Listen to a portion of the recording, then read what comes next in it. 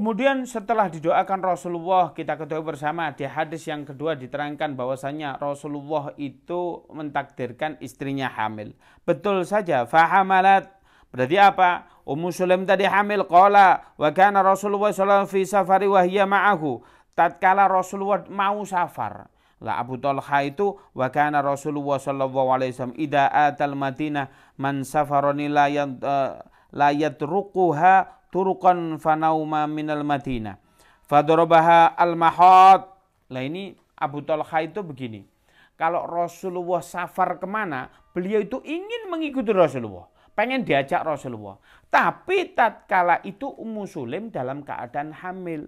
Ternyata apa? Wah, ini dikatakan di sini lagi kontraksi sedikit begitu ya. Masya Allah. Mahad ini apa? Dalam keadaan kontraksi sedikit. Waduh, kok mules ini. Waduh. Abu Talha gimana mau ikut Rasulullah?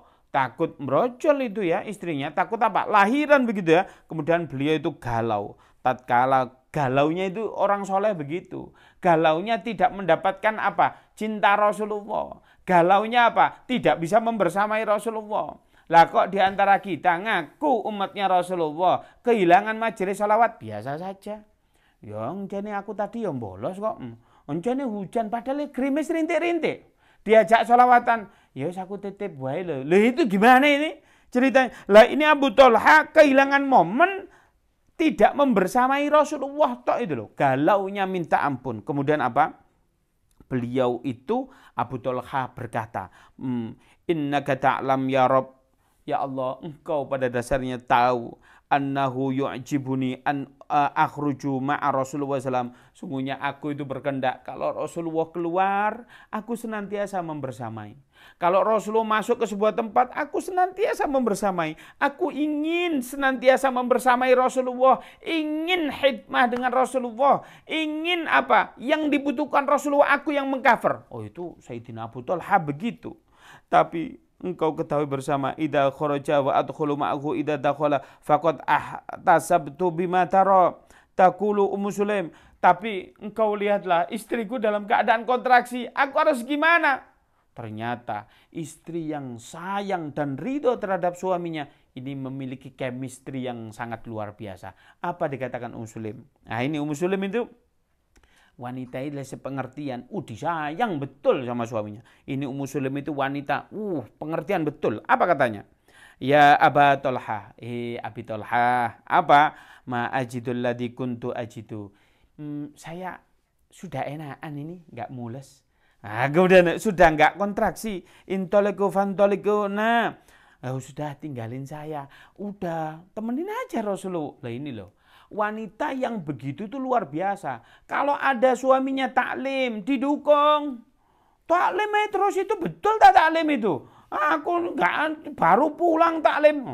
Ini kalau nggak dipahami kan luar biasa. Ini mohon maaf ini ngapunten. Saya jam 3 pagi sudah bangun. Mandi ngisi kajian tadi subuh. Habis subuh pulang baru jam 6 begitu ya. Karena takmir-takmir kumpul jam 6 pulang. Nah, ngasih lah berkat. Tadi dapat 2 berkatnya di jalan ada orang jagongan, lu ya Pak, monggo niki saya kasih roti begitu seneng. Padahal roti dapat berkat itu. Habis itu nyampe situ mana, udah mandiin anak saya Fahri lagi ikut. Kemudian apa? Saya mandiin. Oke, siap-siap. Jam 8 persiapan apa sih berangkatnya udah. Baru nyampe sini, nyampe rumah belum apa istri saya mandi dulu, mandi ganti deh. Berangkat lagi. Lah ini kalau wanitinya tuh, wah kok di rumah nggak betah dan lain sebagainya, itu kan begitu. Alhamdulillah saya dikasih rezeki oleh Allah istri yang sangat pengertian. Begitu juga Ummu Sulaim. Ingin membersamai Rasulullah, chemistry-nya nyambung. Padahal curhatnya ke Allah Subhanahu wa taala. Ya Allah, Engkau tahu aslinya aku itu ingin bagaimana membersamai Rasulullah.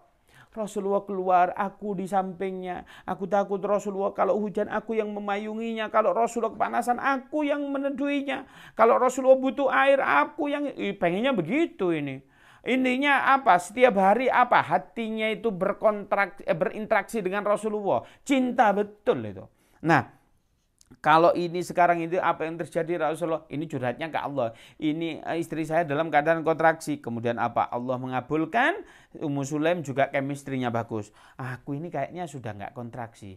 Ya udah ikut aja sama Rasulullah. Nah kalau istri-istri yang baik, kalau suaminya sudah di jalan Allah, beliau mau taklim, beliau mau apa, udah jangan dikekang-kekang. Ya sudah biarkan.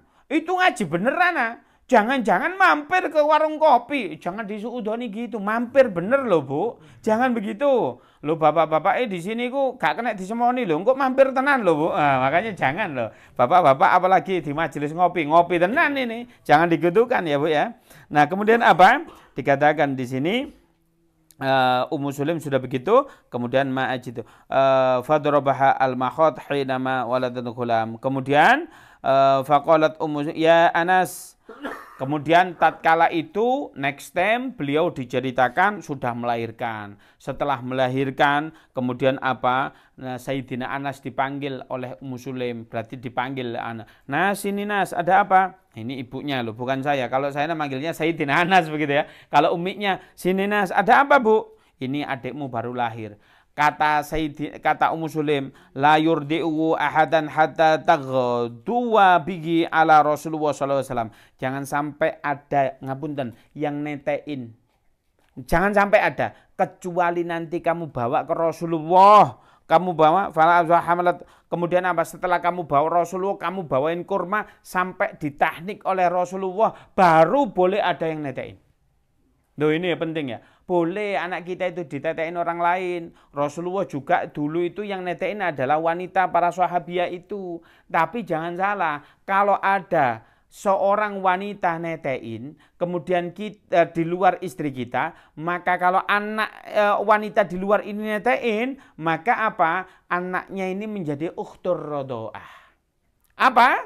Berarti apa? Menjadi saudara sesusuan. Hukumnya tidak boleh dinikahi. Saya ingat betul itu, ada teman saya dulu waktu di Al-Azhar itu, saya dulu di tetangga kampung ada itu, naksir akhwat, pengen saya nikah itu, saya cinta mati itu. Bilanglah ke ibu saya, Bu aku sudah, cantik ya, ini anaknya siapa? Kampung sebelah, anak siapa? Anaknya saya ini. Jangan, kenapa? Dulu waktu kecil kamu ibunya itu netein, ya ngapain Bu? Aku dititip-titipin orang, marah itu kata. Karena apa? Tetangganya itu anaknya cantik gitu. Wah ini nggak boleh dinikahin gitu ya. Maka itu namanya ukhtir radoah. Nah, bagaimana ini kalau suami? Mohon maaf ini hukum ini. Bapak-bapak ini bandel. Kalau suami apa ya bahasanya? Meminum. Bukan tidak sengaja meminum air susunya istrinya, hukumnya apa? Apakah menjadi saudara? Ya enggak. Yang dikategorikan ukhtur radoah itu waktu umur sebelum 2 tahun. Les brengosan begini ya enggak ngaruh walaupun 1 gelas begitu ya. Nah ini hukum, maka ini harus dijelaskan.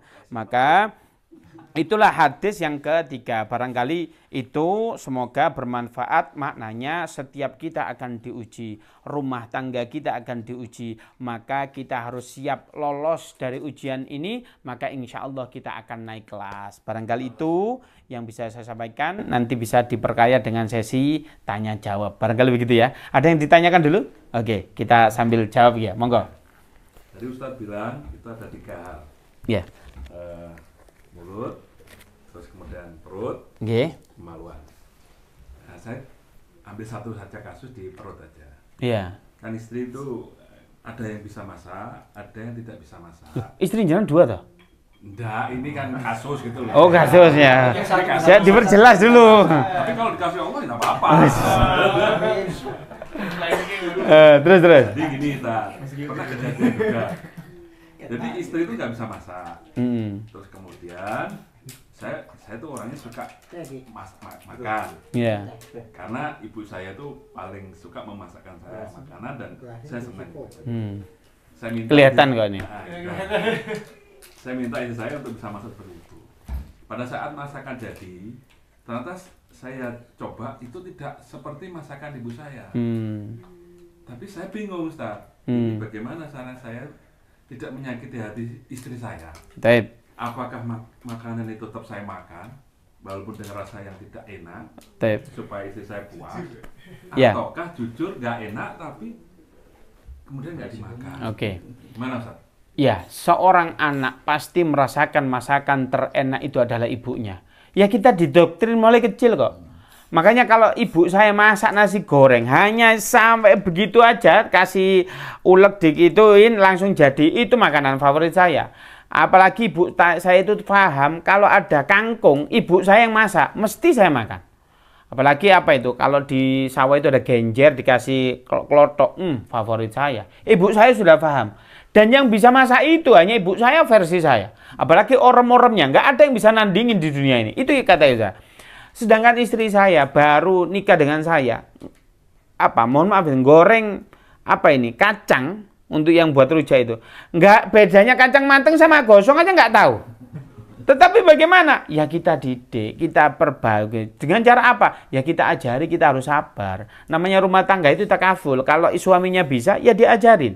Kalau mertuanya yang bisa, Bu, bisa nggak dengan dikomunikasikan? Bu, ajarin istri saya. Itu dikomunikasikan. Sehingga apa? Itu masalah teknis saja.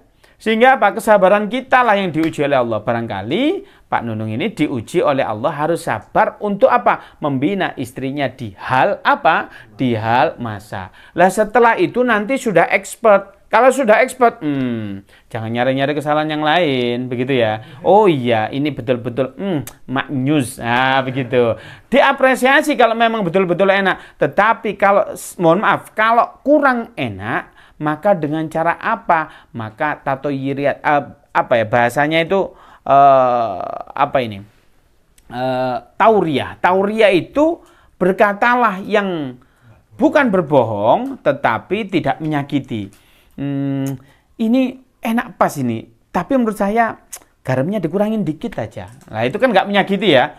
Masa apa kasinan ini? Oh, janganlah begitu. Bahasa yang enak begitu ya.